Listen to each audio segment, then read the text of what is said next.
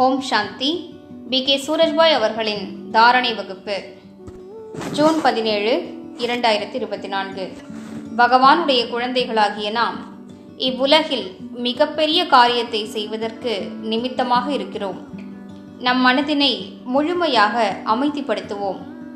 தூய்மைத்தன்மையினால் இந்த வாழ்க்கையினை அலங்கரித்துக் கொள்வோம். கோபமில்லாத வாழ்க்கை வாழ்வோம்.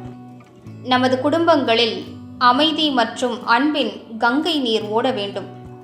நமது குடும்பத்தை பார்த்தால் ஒவ்வொரு மனிதருக்கும் இப்படிப்பட்ட குடும்பத்தில் வாழ வேண்டும் என்ற ஆசை தோன்ற வேண்டும். நமக்கு இப்படிப்பட்ட திடமான ஆசை இருக்கிறதா?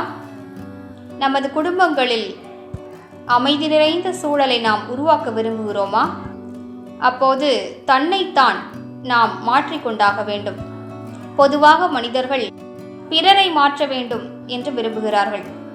ஆனால் யார் ஒருவர் புத்திசாலியோ அவர் தன்னை மாற்றிக்கொள்கிறார். நமது உறுதித்தன்மையில் எந்த அளவிற்கு சக்தி இருக்கிறது என்றால் பிராமணர்களாகிய நாம் எதை வேண்டுமானாலும் அடைய முடியும். எப்படிப்பட்ட மாற்றத்தையும் சுயத்திற்குள் கொண்டு வர முடியும். அனைவரும் சுயத்தின் சக்திகளை கண்டறிவோம். இன்று நாம் கோபத்தை முழுவதுமாக தானம் செய்துவிட வேண்டும் என்று திடமான உறுதியேற்போம். பெரிய ரூபத்திலும் நமக்குள் கோபம் வரக்கூடாது, ஆவேசம் வரக்கூடாது, எரிச்சல் ஏற்படக்கூடாது, சிடுசிடுக்கும் தன்மை இருக்கக்கூடாது. இவையும் கோபத்தின் அம்சங்களே ஆகும். சிலருக்கோ மிக அதிகமாக கோபம் வருகிறது. அவர்களது வார்த்தைகள் மோசமாகி விடுகின்றன. முகம் சிவப்பாகி விடுகிறது. புத்தி மழுங்கி போகிறது. சிலரோ அடிதடியிலும் ஈடுபடுகிறார்கள். வெளியுலகில் இவை நடந்து கொண்டுதான் இருக்கின்றன.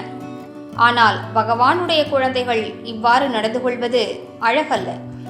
அவர்களோ உலகில் அமைதியின் சுயராஜ்யத்தை படைக்கக்கூடியவர்கள். தனக்குத்தான் பேசிக்கொள்வோம். என்னை பாபா தனது துணைவராக ஆக்கியிருக்கிறார். இந்த உலகில் அமைதியை நிலைநாட்டுவதற்கான உயர்ந்த காரியத்தை அவர் செய்கிறார். அதில் நான் முழுவதுமாக ஒத்துழைக்க வேண்டும். எனவே கோபத்தின் நெருப்பினை அணைத்தாக வேண்டும். அதற்கான லட்சியம் வைப்பதுதான் மிகுந்த அவசியமானதாகும். இன்று சோதித்துக் கொள்வோம். முதலில் திடமான உறுதி ஏற்போம். நான் 3 மாதத்தில் எனது கோபத்தின் ஜுவாலையினை முழுவதுமாக அணைத்தாக வேண்டும்.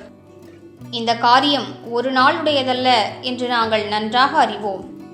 பலவிதமான சூழ்நிலைகள் வருகின்றன. சிலரோ உங்களை அவமானப்படுத்தக்கூடும். சிலர் உங்கள் மீது கை ஓங்கக்கூடும். சிலர் உங்களை கடுமையான வார்த்தைகளால் ஏசக்கூடும். அவ்வாறு மீண்டும் மீண்டும் பேசும்போது சகிப்புத்தன்மை பொதுவாக உடைந்து விடுகிறது. அதற்கும் ஒரு எல்லையை வரையறுத்திருக்கிறோம். அதனால் கோபம் வந்து விடுகிறது. ஆனால் சிந்தித்து பார்க்க வேண்டும். கோபப்படுவதனால் எந்த காரியமும் சீராவதில்லை. அனைவரும் அறிந்த விஷயம்.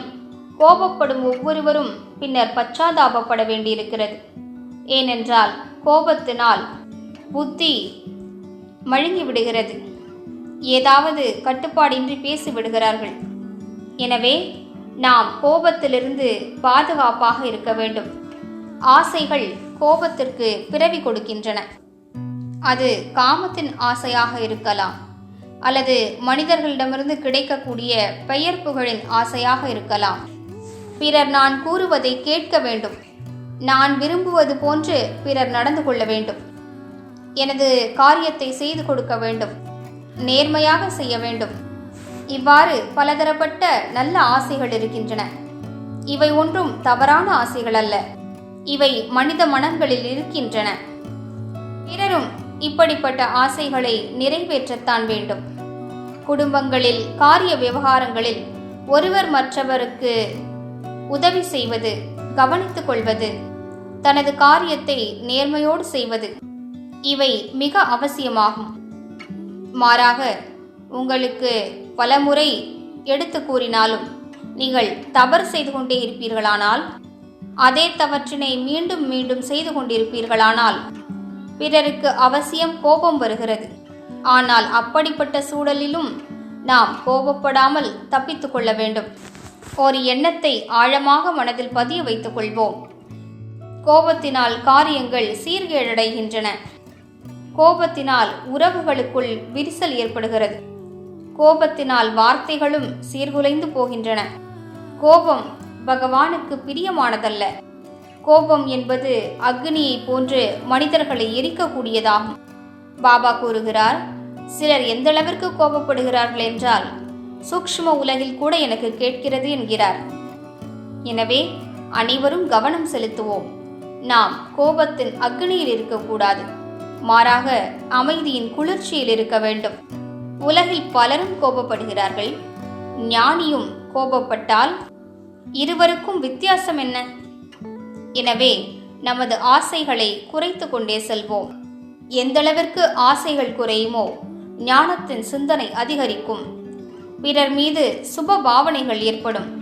பிறரை நாம் புரிந்து கொள்ள துவங்குவோம். ஒவ்வொருவருடைய புத்தியும் தனிப்பட்டதாகும். சிலரோ மீண்டும் மீண்டும் தவறு செய்கிறார்கள் தான். அது அவருடைய புத்தியின் விளையாட்டாகும். மீண்டும் மீண்டும் புரிய வைத்தாலும் அவர் சரியாக வேலை செய்வதில்லை.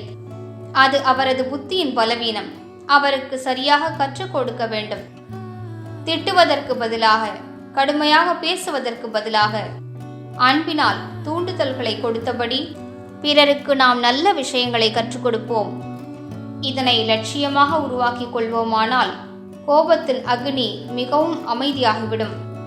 ஓம் சாந்தி.